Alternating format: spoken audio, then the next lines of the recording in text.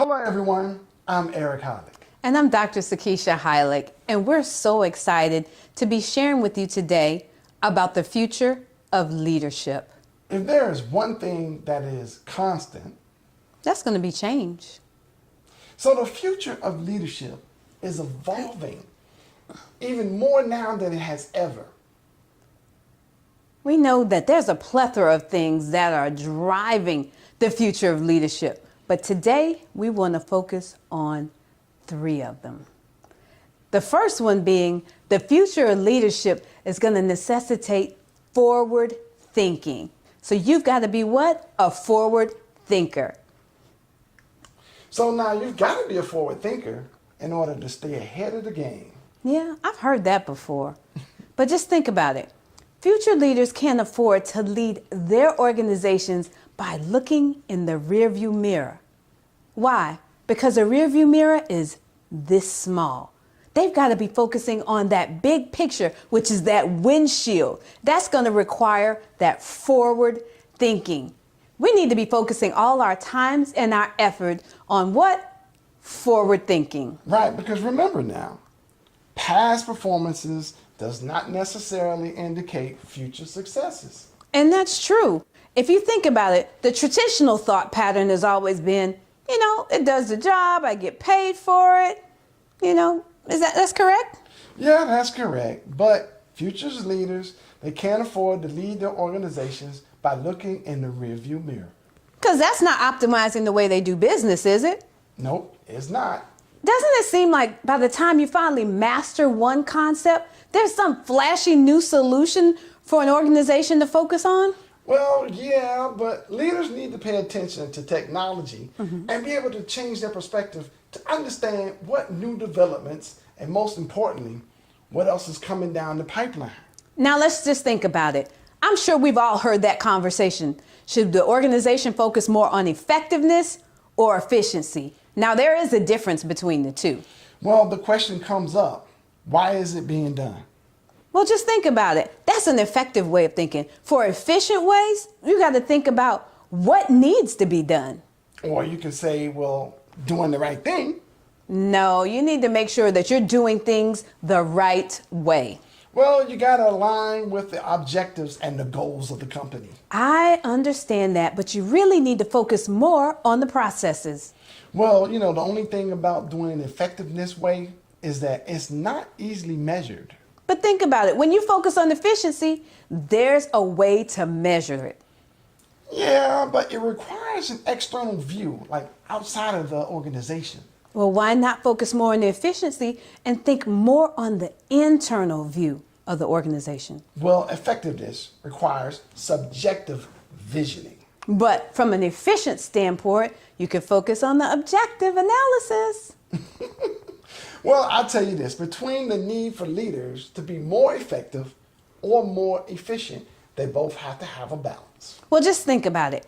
Can I share something with you guys? There's a need for both. So the future of leadership is going to require you to think about and focus on effectiveness as well as efficiency. And I'm sure you may be wondering, how do I balance both in a world of fast-paced technology and rapid changes? Well, this leads to our next point. The future of leadership is going to require corporations and all of us to use technology. Now, one of the things I'm thinking about when we're getting into the technology, what's that? The goal is for an organization to have a solution. But with the future of leadership, you don't have to have the perfect solution. What's better? To have a solution, try it out, execute it, learn from it, and then make it more efficient, or have no solution at all? I think you need to have some kind of solution. Well, that'll lead you to your next point. Yes. So the next point, like I said earlier, is we have to have the need of technology. So AI and machine language. This provides business leaders with potential new tools to understand and prioritize operations and then leverage the data so they can have some awesome decision methods. Well, just think about it. Technology is always evolving so rapidly. It's like on a day-to-day basis. So organizations have to constantly stay adept at the cutting edge technology and whatever's new that's going on in the market so they can stay relevant. Well, just like cloud technology, this requires agile leadership, and companies need to make the right leadership structure in place to allow for this evolution to happen. Well, let's just think about it. Let me slow it down for a moment. When you're thinking of that, it's going to be vital for the success of the company to have strong advocates for their teams so that the individuals and the team as well as the whole can achieve the set goals.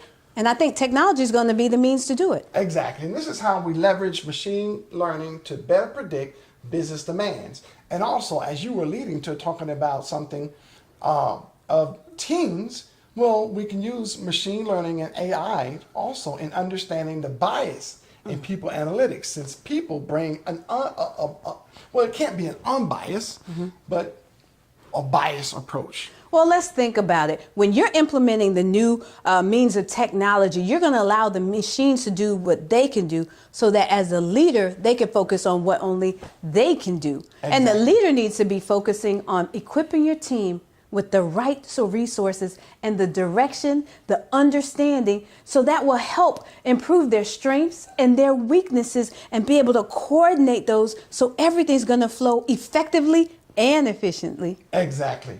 But you know what, this leads to our third point, that we need to have leading in diverse teams. Now, when you think of diverse teams, it makes me think about the fact that not everyone in the world is going to look alike. Not everyone is going to think alike. And your organization needs to reflect that diversity. Now, as a leader, there will be some questions that we don't have any answers to.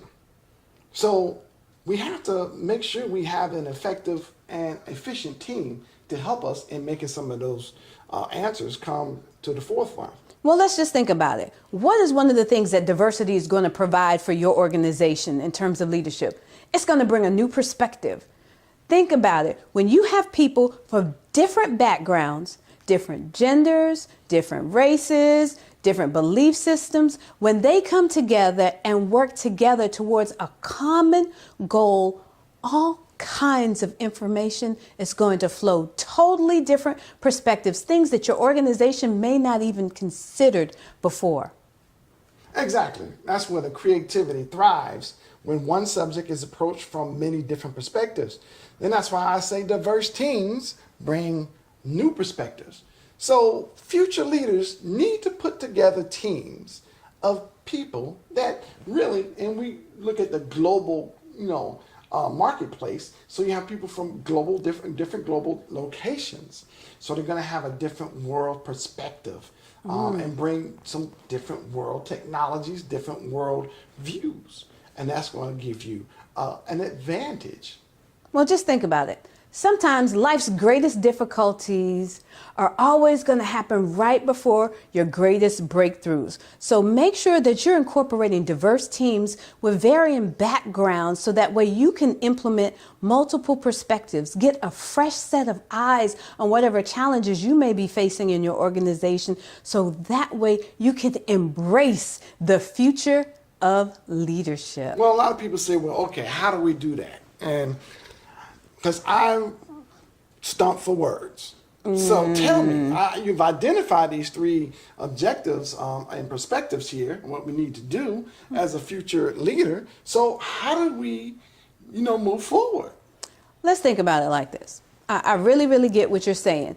Leaders have got to understand that, number one, we don't have to have all the answers, but we do have to be able to ask the right questions and have that proper team around us, surrounding us, who are just as passionate about the vision as we are. And that is going to help break down any obstacles and processes that have traditionally slowed down transformation in organizations. So now how are we going to do about that? Now, I know for us, and when we work with people, we have a method, what we call the Get Clear method. Now, just think about it. Clear. CLEAR. 5 letters that can literally change your trajectory of your organization. It can virtually propel you into the future of leadership. So number 1, you take the letter C. C stands for change, because we know that change is necessary for the growth and the position of the future of leadership within any organization. So L, learn when to pivot. Oh my goodness. Let's just think about it. The processes that we've been utilizing before, while they may have been effective, they're not always the most efficient for your business. So for any case, we've had so many situations, even things happened recently where they had to pivot. A lot of people had to shift more so to digital, incorporate more technology. So that's why that second point that you talked about, it hit home. Yes. And you know I love technology.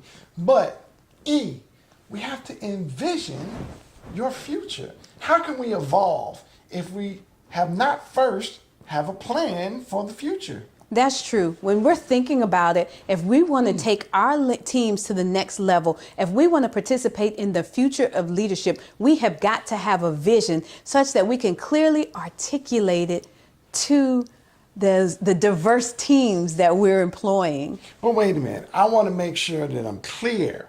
So I'm going to ask questions rather than assume. That's true. When you ask questions, that gives you the opportunity to gain clarification. It gives your diverse team an opportunity to provide a fresh perspective. So make sure that we are indeed asking those questions rather than assuming. Now, here's the part that I love, you know. Okay.